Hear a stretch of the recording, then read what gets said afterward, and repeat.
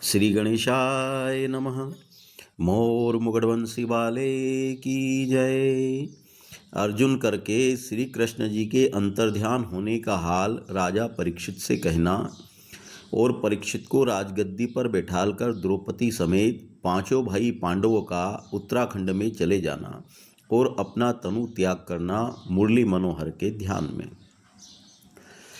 सूत जी ने सोनकादिक ऋषिश्वरों से कहा कि अर्जुन यह सब बात राजा युधिष्ठिर से सुनकर कुछ नहीं बोला, पर श्याम सुंदर के चरणों का ध्यान धरकर इतना रोया कि उसे हिचकी लगकर बातें कहने की सामर्थ्य नहीं रही। कुछ देर बाद बीते अर्जुन ने मन को धैर्य देकर राजा युधिष्ठिर से कहा कि पृथ्वीनाथ, मैं क्या कहूँ, श्याम सुंदर बिहारी हमको ठक्कर अंतर्ध्यान हो गए हैं। मैं उनको अपना भाई मामू का बेटा जानता था। कदाचित हम लोग उन्हें परब्रह्म परमेश्वर जानकर उनकी सेवा करते तो भवसागर पार उतरकर आवागमन से छूट जाते।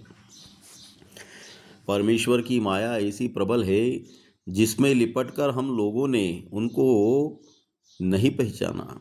जिस तरह एक बेर चंद्रमा दक्ष प्रजापति के शाप देने से बहुत दिन तक समुद्र में जाकर रहे थे, यह बात सब कोई जानते हैं कि चंद्रमा के पास अमृत रहता है और मछलियाँ बड़े बड़े जीव जलचर व मनुष्यों के खा जाने के डर से सदा अमृत पीने के वास्ते इच्छा रखकर चाहती है कि हमको अमृत मिलता तो मरने से निर्भय होकर अमर रहती। सो चंद्रमा हजारों वर्ष तक मछलियों के साथ समुद्र में रहे। जिस तरह उन्होंने चंद्रमा को नहीं पहचान कर उसे एक जीव समुद्र का समझा, उसी तरह हम लोगों ने भी श्री कृष्ण को पूर्ण ब्रह्म न जानकर यदुवंशी जाना। अब वह बात समझकर हमको बड़ा सोच होता है। देखो, मैं उन्हीं की सहायता से बड़े बड़े राजा व वीरों को महाभारत में मारकर यह समझता था कि अपने पराक्रम से इनको मारता हूँ। अब मुझे इस बात का विश्वास हुआ कि श्याम सुंदर की दया से मैंने सबको जीता था। जब से वह मुझे यहाँ छोड़कर आप वैकुंठ को चले गए, तब से उनके बिना मेरा पराक्रम कुछ काम नहीं करता। देखो, मैं वही अर्जुन और वही धनुष बाण और वही मेरी भुजा है जिनसे मैंने महादेव व गंधर्व व इंद्र व मय नाम राक्षस को लड़ाई में जीतकर भीष्म पितामह व कर्ण व जयद्रथ आदि बड़े बड़े सूरवीरों को मारा और कैसे कैसे राजों से विजय करके यज्ञ करने वास्ते द्रव्य लाया और अश्वत्थामा की मणि निकाल लिया था। सो अब वह शास्त्रादिक रहने पर भी एक श्याम सुंदर बिना राह में डाकुओं से हार गया और वह लोग मुझे जीतकर सब धन व स्त्री आदि जो द्वारका से अपने साथ लाता था लूट ले गए। इसलिए मैं उदास हूँ। जिस स्थान पर हमको विपत्ति पड़ती थी उसी जगह सुदर्शन चक्र उनका हमारी रक्षा करता था। अब उनके बिना किस तरह मैं प्रसन्न रहूं? जब महाभारत में कर्ण आदि वीरों ने अनेक प्रकार से मुझे मारने के वास्ते चाहा, तब मुरली मनोहर रथ हाँकते समय हमारे आगे खड़े हो गए। वह मुझे अपने पीछे रखकर मेरी रक्षा किया। वह मुझको धैर्य देकर कहते थे, तू मत डर, भीष्म व कर्ण आदि सब योद्धा मरे हुए हैं। उनकी कृपा से इस तरह मेरे शरीर पर कोई घाव शस्त्रादिक का नहीं लगता था। जिस तरह कोई साधु व महात्मा का अशुभ चाहे तो परमेश्वर की दया से उनका कुछ नहीं बिगड़ता।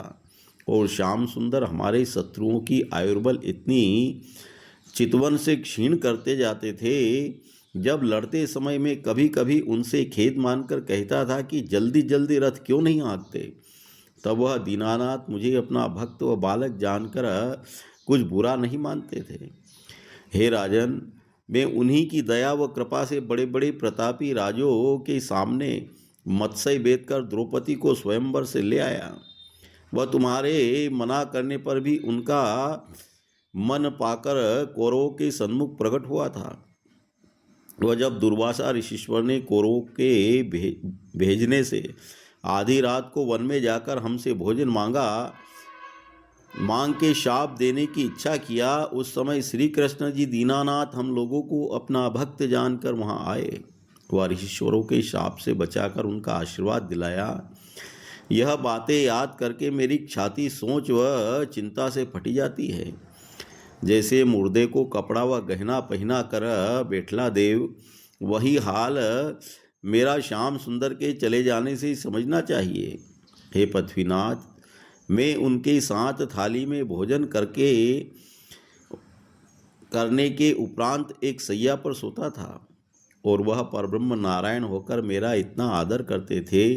सो कहो, अब इस तरह से हमारी कौन रक्षा व सम्मान करेगा, और किसके आश्रय व भरोसे पर हम उतना घमंड रखेंगे। जब श्री कृष्ण जी महाभारत करा के यहाँ से द्वारकापुरी गए, तब उन्होंने मन में विचार किया कि यह सब यदुवंशी हमारे कुल में बड़े बलवान उत्पन्न हुए हैं। मेरे जाने उपरांत उपद्रव करके संसारी जीवों को बड़ा दुख देवेंगे, इसलिए अपने सामने इन लोगों का भी नाश कर देना उचित है। पर अपने हाथ उनका मारना अधर्म समझकर दुर्वासा ऋषिश्वर से शाप दिलवा दिया। जब 56 करोड़ यदुवंशी इस तरह आपस में लड़कर मर गए, जिस तरह समुद्र में बड़े जीव छोटे जीवों को खा जाते हैं, सो हे धर्मराज, यह बात कहते हुए इसी समय मेरा प्राण शरीर से निकल जाता। पर श्याम सुंदर दारुक नाम सारथी से यह बात मुझे कहला भेजा था कि स्त्री व बालक आदि को द्वारका से हस्तिनापुर ले जाकर मेरे वियोग का सोच मत करना। वह हमने गीता में जो कुछ ज्ञान तुमको बतलाया है, उसी के अनुसार शरीर को झूठा व चैतन्य आत्मा सत्य जानकर संसारी माया मोह में मत लिपटना। वही ज्ञान समझकर मैंने संतोष किया है, नहीं तो अब तक मेरा प्राण निकल जाता। सो हे पृथ्वीनाथ, अब जीने का कुछ सुख न रहकर इसी में भला है कि हम लोग भी अपना तन तपस्या में गला डालें। जब इतनी बात कहकर अर्जुन अति विलाप करके रुदन करने लगा, तब राजा युधिष्ठिर ने भीमसेन आदि अपने भाइयों समेत बड़े शब्द से रोकर कहा कि हे अर्जुन, हम अब जीकर क्या करेंगे, और यह राजपाट हमारा किस काम आवेगा। अब हमें यहाँ रहना उचित नहीं है। परीक्षित को राजगद्दी देने उपरांत हम लोग बद्री के आश्रम में चलकर अपना शरीर त्याग करें। यह कहना युधिष्ठिर का पांचों भाई पांडवों ने मान लिया, और जब रोने का शब्द महल में जाकर श्याम सुंदर के अंतर ध्यान होने का हाल स्त्रियों को मालूम हुआ, तब कुंती व द्रौपदी आदि ने रो पीट कर इतना सोच किया जिसका हाल वर्णन नहीं हो सकता। वह कुंती ने उसी खेत में श्याम सुंदर के चरणों का ध्यान धरकर तनु अपना त्याग किया। वह राजा युधिष्ठिर ने उपरोहित बुलाकर हस्तिनापुर की राजगद्दी परीक्षित को बिठाल दिया। वह राज्य इंद्रप्रस्थ व मथुरा का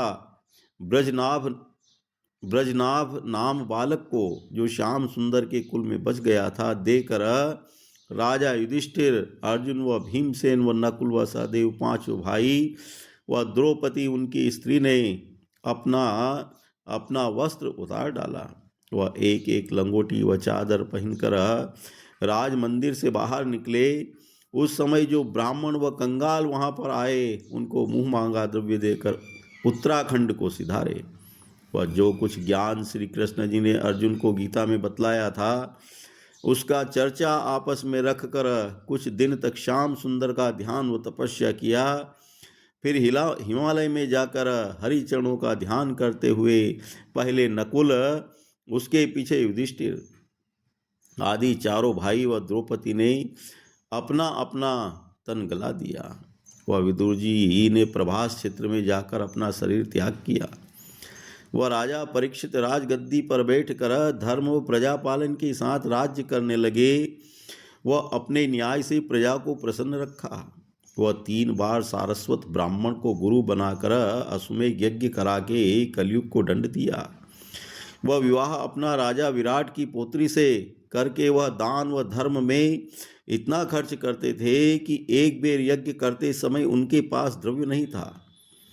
तब श्याम सुंदर का ध्यान करते हुए बहुत धन उनको मिलकर यज्ञ अच्छी तरह संपूर्ण हुआ।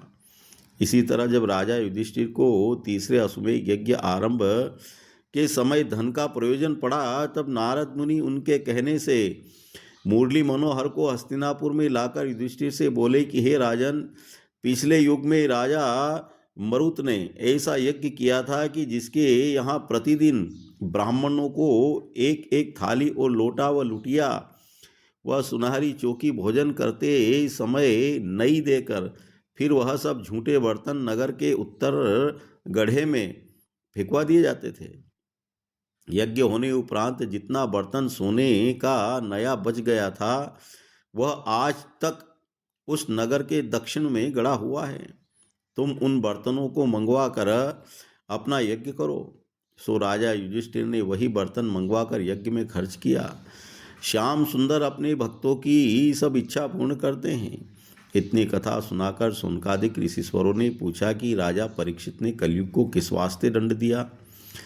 सूत जी ने कहा कि जब परीक्षित सातों द्वीप के राजों को जीतकर अपने अधीन कर चुका, तब उसने विचारा कि राजा युधिष्ठिर के राज्य भोगने तक द्वापर युग था, अब कलयुग आया, सो हम अपने राज्य में कलयुग को रहने न देवेंगे। ऐसा विचार कर राजा परीक्षित यह हाल देखने वास्ते कि हमारे राज्य में कलयुग ने प्रवेश किया या नहीं, दिग्विजय करने निकले। सो जिस देश में पहुँचते थे वहाँ मनुष्यों को अपने कर्म व धर्म में परमेश्वर का ध्यान और चर्चा के बीच न देखकर नारायण जी का गुण गाते थे। किस वास्ते कि कलयुग ने अभी तक वहाँ प्रवेश नहीं किया। और राजा सब प्रजा को कहते थे कि तुम लोग इसी तरह अपने कर्म व धर्म पर स्थिर रहना। और जिस जगह परीक्षित की सेना पहुँचती थी उसके देश के राजा उनका तेज व प्रताप देखकर पहले से आन मिलते और बहुत सी भेंट देकर विनय करते थे कि हम लोग राजा युधिष्ठिर और अर्जुन के समय से तुम्हारे अधीन हैं। यह बात सुनकर परीक्षित सब राजों का सम्मान करके किसी को दुख नहीं देता था और जो लोग उनसे बड़ों का यश गाते थे उनको सिरोपाव देकर विदा कर देता था। इसी तरह से राजा परीक्षित ने दिग्विजय करते हुए कुरुक्षेत्र में नदी किनारे पहुंचकर क्या देखा कि वृक्ष के नीचे एक बेल 3 पांव टूटे हुए एक पैर से खड़ा है। वह एक माँ दुबली पतली रोती हुई और कांपती हुई उसके पीछे खड़ी रहकर दोनों आपस में कुछ बात कर रहे हैं। यह हाल बेल व गाय का देखते ही राजा अपने धर्म व दया से एक वृक्ष के ओट में खड़ा होकर उनकी बातें सुनने लगा। और राजा ने क्या देखा कि एक शूद्र श्याम रंग भयानक रूप राजा का वेश बनाए दूर से उस बेल व गाय की तरफ चला आता है। मोर मुगड़ बंसी वाले की जय।